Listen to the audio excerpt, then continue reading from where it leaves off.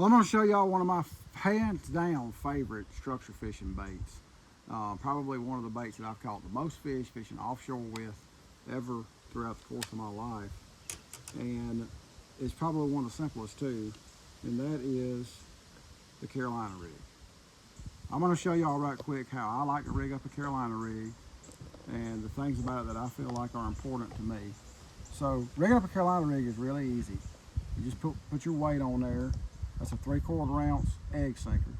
Now, I like an egg sinker simply because I feel like the egg sinker dragging on the bottom creates the most disturbance. If you think about that. Now, when I'm dragging that Carolina rig along, that's what I want. I want that weight making a disturbance, drawing fish's curiosity from around. They see that weight over there, kicking up dirt, making a little dust cloud off the bottom, and it's kind of a curiosity thing. It makes them come over there. Now, the only exception to that for me is I'll use a tungsten flipping weight. This is a elite tungsten flipping weight when I'm fishing grass.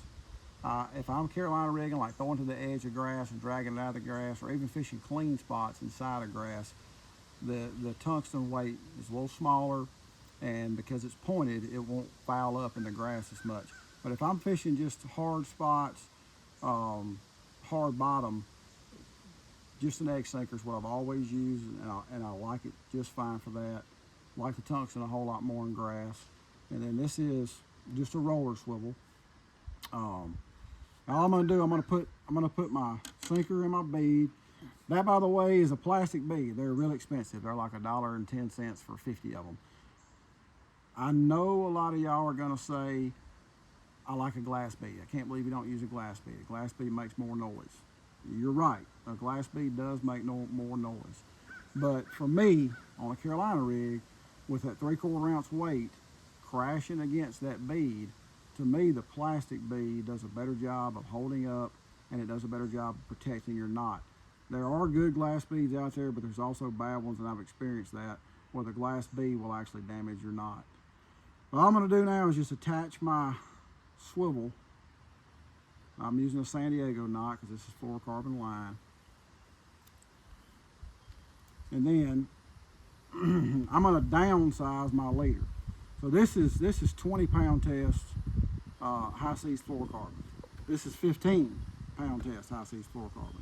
I'm gonna use a lighter leader material than I am a mainline.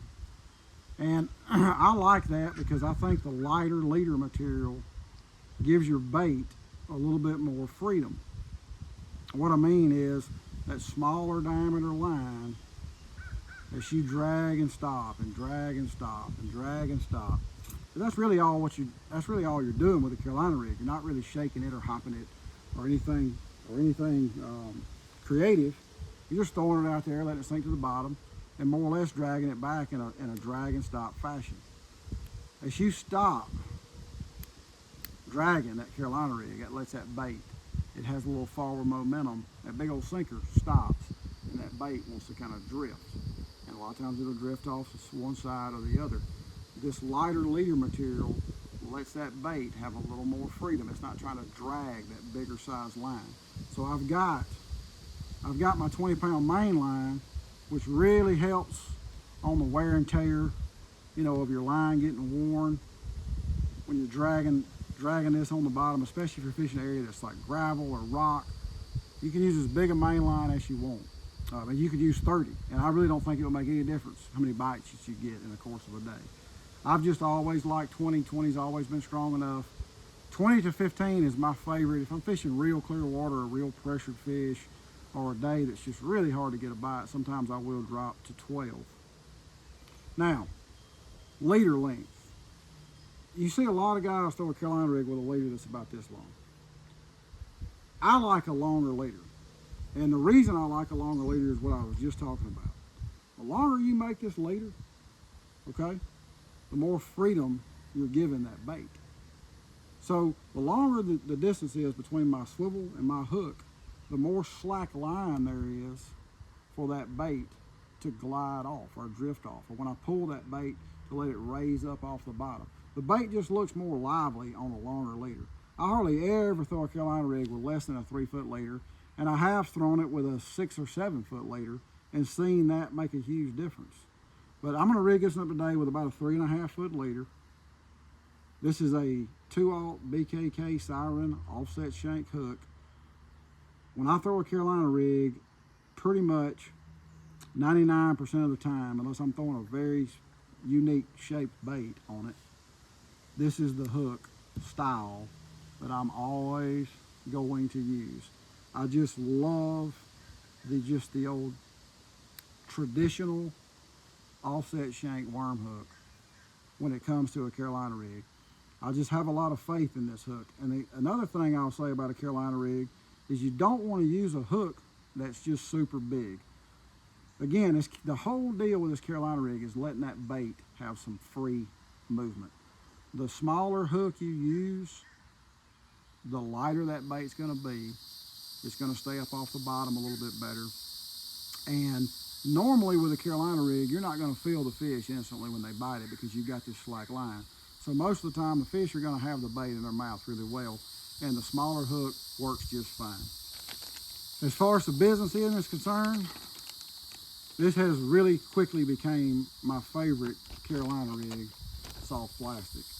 And this is the Hollow Point Finesse. This is the Black Label Hollow Point Finesse worm. You can see it's got the cupped out bottom with a needle point tail. This worm has more action than any straight tail worm that I've ever seen in my entire life. And it's deadly on this Carolina rig because when you pull it, the tail of that worm is actually going to swim. And then when you stop it, that forward momentum, the tail's going to quit swimming and the worm's going to glide and just quiver to the bottom. You pull it again, it looks like the worm's taking off and it glides back to the bottom. One important thing about this though is if you notice on this hollow point worm, and most straight tail worms are made like this, you really have a top side of the worm that's rounded and you have a bottom side of the worm that's flat. The worm is built like that for a reason. Make sure you rig this worm with the flat side down. So you want to Texas rig it, you want to come out on the flat side and then poke your hook back into the worm.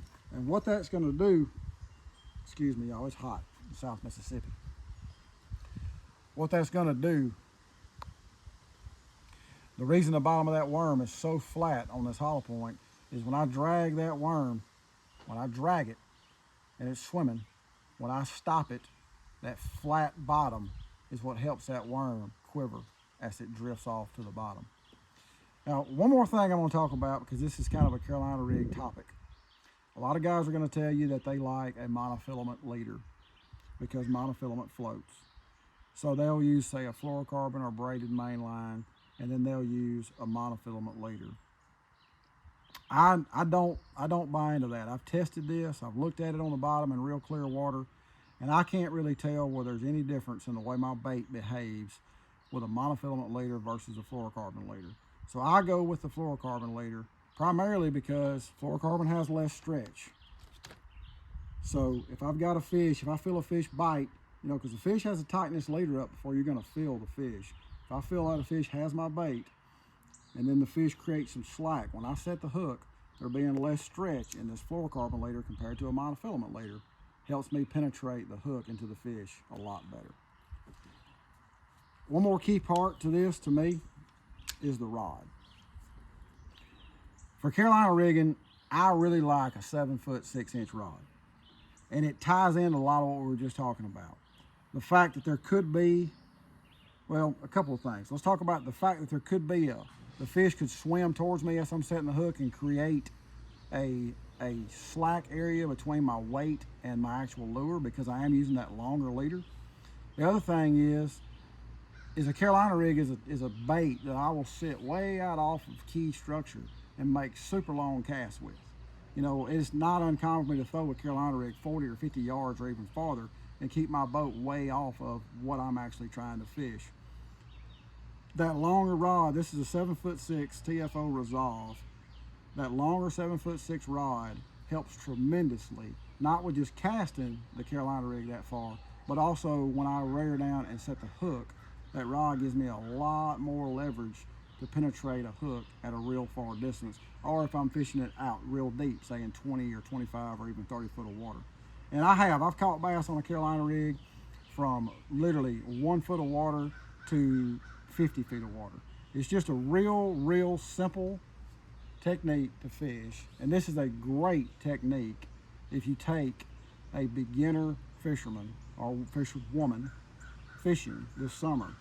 If you will rig them up a Carolina rig, it's very easy to cast. It's very easy to impart the correct action on. It's just a very simple, very effective way to catch a bass all year long, but it really works well in the hotter months of the year. So that's my Carolina rig setup.